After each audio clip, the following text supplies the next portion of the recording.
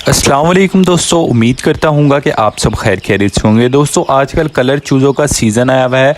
जहाँ भी आप देखते हैं एक भाई साइकिल पे कलर चूज़े बेच रहा होता है और काफ़ी बच्चे भी उनको ले रहे होते हैं और बाज़ दफ़ा आप लोग भी शौक़ की वजह से उनको रख लेते हैं।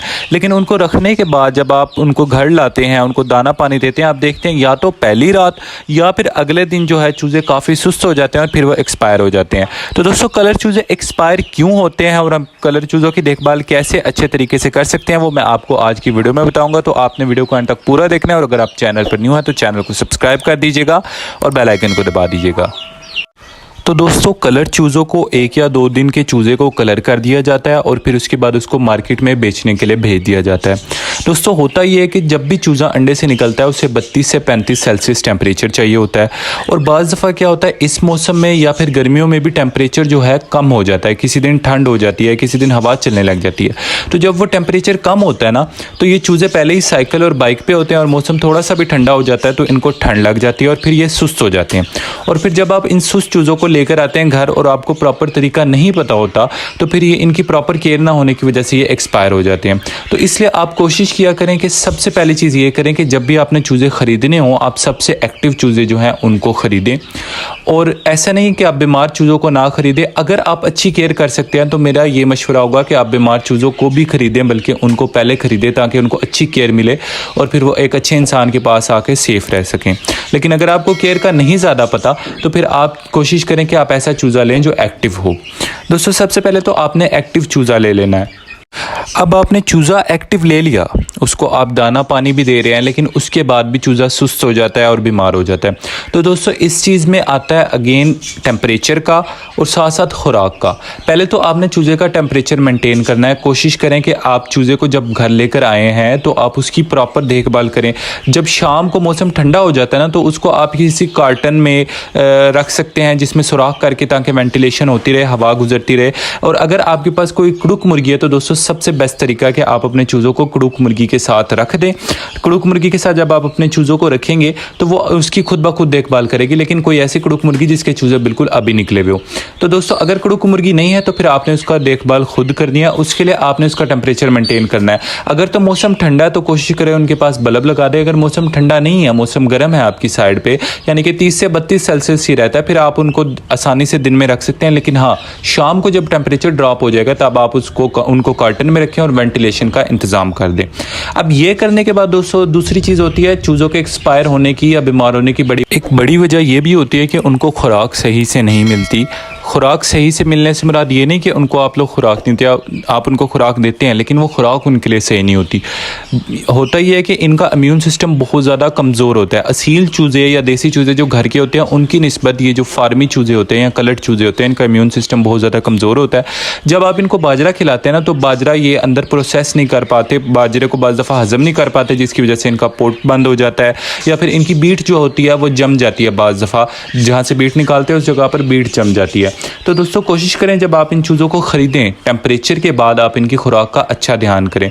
आपने टेम्परेचर के बाद इनकी खुराक में कोशिश करें इनको चूज़ों वाली फ़ीड खिलाएं। जब आप इनको चूज़ों वाली फ़ीड खिलाएंगे ना, तो उसकी वजह से इन्हें अच्छी न्यूट्रिशन भी मिलेगी और इनकी ग्रोथ भी अच्छी होगी। अब दोस्तों खुराक और टेम्परेचर के बाद बड़ी चीज़ आ जाती है पानी। दोस्तों पानी का आपने इस तरीके से इस्तेमाल, पानी अक्सर मुर्गियों के लिए, हर चीज़ के लिए पानी बहुत बड़ी नेमत है, लेकिन अगर आप पानी का ध्यान नहीं रखेंगे कि आप किस हिसाब से अपने चूज़ों को पानी दे रहे हैं तो वो उनके लिए काफ़ी ख़तरनाक भी हो सकता है। जैसा कि रानीखेत में पानी बहुत ख़तरनाक चीज़ है। रानीखेत की वीडियो भी आपको इंशाल्लाह मेरे चैनल पर मिल जाएगी कि किस तरीके से पानी मुर्गियों के लिए बहुत बड़ा नुकसानदेह चीज़ या जहर बन जाता है रानीखेत में। उसी तरह छोटे चूज़ों के लिए पानी का आपने प्रॉपर ध्यान रखना है। आपने अपने छोटे चूज़ों को कभी भी बहुत ज़्यादा ओवर ड्रिंक नहीं करने देना कि वो बहुत ज़्यादा पानी पीते रहें। अगर चूज़े बहुत ज़्यादा पानी पीते रहते हैं, बहुत ज़्यादा लगातार पानी ही पीते रहते हैं, तो फिर वो क्या होता है, उस पानी की वजह से भी उनको ठंड लग सकती है और वो एक्सपायर हो सकते हैं। होता ये कि इन चूज़ों को कुछ पता नहीं होता क्या खाना होता है, क्या पीना होता है। एक 2 दिन के चूज़े होते हैं। ये चूज़े सारी चीज़ें अपनी माँ से सीखते हैं। जब इनके पास माँ नहीं होती तो ये खुद से ही चीज़ें जो इन्हें मिलती हैं ना वो खाने लग जाते हैं या पीने लग जाते हैं, तो ये ओवर ड्रिंक कर देते हैं और ओवर ड्रिंकिंग की वजह से अक्सर बहुत ज़्यादा चूज़े जो हैं वो सुस्त हो जाते हैं और एक्सपायर हो जाते हैं। तो आपने अपने चूज़ों को ओवर ड्रिंकिंग, बहुत ज़्यादा पानी नहीं पीने देना। और पानी जो आपने उनको देना है ना, पानी में आपने एक और चीज़ का ख्याल करना है। आप कोशिश करें बाज़ार से पानी में एंटीबायोटिक जैसे कि टाइलोफर्सिन होता है और मल्टीविटामिन का इस्तेमाल करें, जिसमें आपको कोई भी अच्छा मल्टीविटामिन किसी आम वेटनरी दुकान से ले लें या फिर आम फार्मेसी से मिल जाए, आपको मल्टीविटामिन मिलेगा, वो आप उनके पानी में यूज़ करें। मल्टीविटामिन से ये होता है कि इस चूज़े को काफ़ी ताकत मिलती है और काफ़ी विटामिन मिलते हैं, जिनकी वजह से इसका इम्यून सिस्टम अच्छा हो जाता है। और एंटीबायोटिक की वजह से ये होता है कि एंटीबायोटिक इसको काफ़ी बीमारियों से लड़ने में मदद दे देती है। अब दोस्तों, अक्सर लोग कहते हैं कि इतने से चूज़े होते हैं, बहुत कम प्राइस होती हैं, तो इनके लिए हम क्या क्या करें। तो आप लोग ये सोच के चीज़ की हिफाजत किया करें कि ये अल्लाह ताला ने इनको जान दी है और जान वाली चीज़ पैसों से बहुत ज़्यादा कीमती होती है। तो ये ख्याल रख कर आप अपने परिंदों की हिफाजत किया करें। अच्छा दोस्तों, ये 3 मेन चीज़ें थी, पानी हो गया, खुराक हो गई, टेम्परेचर हो गया।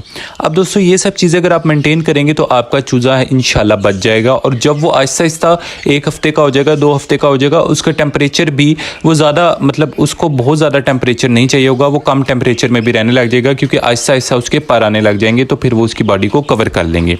अच्छा, अब ये आपने चीज़ें कर ली तो आपका चूज़ा बच गया। उसके बाद अब इन चूज़ों की ग्रोथ के लिए दोस्तों, आप इनको खाने में कोई भी चीज़ दे सकते हैं जो आप अपनी मुर्गियों को देते हैं। आप इनको रोटियां डाल सकते हैं, चाय पत्ती दे सकते हैं, उसके अलावा आप इनको सब्ज़ा खिलाएं, प्याज खिलाएं। लहसुन का इस्तेमाल दोस्तों, सबसे मेन चीज़ ये है कि आप अपने चूज़ों को लहसुन का इस्तेमाल, लहसुन का लाजमी आदी बनाएं। अगर ये लहसुन शुरू से खाना शुरू कर देंगे, हफ्ते में 1 या 2 दफ़ा आप इनको देने लग जाएंगे, तो ये काफ़ी बीमारियों से बचे रहेंगे। लहसुन भी इनको एंटीबायोटिक के तौर पर इनकी बॉडी में जाएगा, बल्कि लहसुन जो है वो एंटीवायरल भी होता है। अगर आप इनको बाकायदगी से लहसुन खिलाते रहेंगे तो ये वायरसेस से भी बचे रहेंगे, क्योंकि दोस्तों वायरसेस अगर एक दफ़ा आ जाए इन चूज़ों में तो फिर वायरसेस से ये नहीं लड़ पाएंगे, बिल्कुल भी नहीं लड़ पाएंगे। कोई ऐसी दवाई नहीं है जो इनको वायरस से बचाएगी। तो आप इनको बीमारी आने से पहले ही लहसुन का इस्तेमाल कराते रहें। आपके चूज़े जो छोटे मोटे वायरस हैं उनसे मुकाबला करते रहेंगे और वायरस आएगा ही नहीं। अब दोस्तों, उसके बाद आपने कोशिश करनी है, जहाँ पे ये लोग बीट करते हैं ना, मतलब जिस जगह पे आपने इसको रखा हुआ है, जिस खुड्डे में, जिस डब्बे में, उसकी आप प्रॉपर सफाई करते रहें। बाज़ दफ़ा ये होता है कि इनकी बीट की वजह से काफ़ी ज़्यादा अमोनिया बिल्ड हो जाता है और अमोनिया पैदा होने की वजह से इनमें काफ़ी ज़्यादा बीमारियां आती हैं। तो आपने उन बिठों की सफाई करनी है और तकरीबन 2 या 3 दिन बाद, अगर आपसे रोज़ हो सकता है तो आप रोज़ सफाई कर दें, नहीं तो 2 या 3 दिन बाद सफाई लाजमी कर दें। उसके अलावा दोस्तों, ये कोशिश करनी है जहाँ पे आपने इनको बंद किया ना, इस मौसम में वहाँ पे पानी ना रखें। अगर पानी सारी रात को पड़ा रहेगा, सारा दिन को पड़ा रहेगा, एक तो पानी गंदा हो जाता है, उसमें काफ़ी जरासीम आ जाते हैं, और दूसरा ये बीट और पानी, जो बीटों की वजह से अमोनिया पैदा होता है, और वो पानी जब आपस में मिल जाते हैं तो काफ़ी ज़्यादा बीमारियाँ चूज़ों में आ जाती हैं। और उसके अलावा अगर ये हल्के से भी चूज़े गीले हो जाए ना, तो फिर ये हल्की सी भी हवा में या गर्मियों में भी नहीं बच पाते। तो दोस्तों, इतना मुश्किल नहीं होता इनको पालना। ये छोटे छोटे ख्याल है जो आपको रखने पड़ते हैं कि आपने इनको सख्त दाना नहीं देना है, इनका टेम्परेचर मेंटेन करना है, पानी से इनको थोड़ा बहुत सेफ़ रखना है। ये सब चीज़ें करेंगे आप तो इंशाल्लाह आपके चूज़े सेफ़ रहेंगे और वो वाइट मुर्गे भी बनेंगे। मुर्गे इसलिए बनेंगे क्योंकि दोस्तों, ये मोस्टली चूज़े जो हैं मुर्गे ही बनते हैं, मुर्गे नहीं बनती। तो दोस्तों, उम्मीद करता हूँ कि आपको वीडियो अच्छी लगी होगी। अगर वीडियो अच्छी लगी है तो वीडियो को लाइक कर दें, चैनल को सब्सक्राइब कर दें। अपना और अपने चूज़ों का बहुत ख्याल रखें और दुआओं में याद रखिएगा। अल्लाह हाफिज़।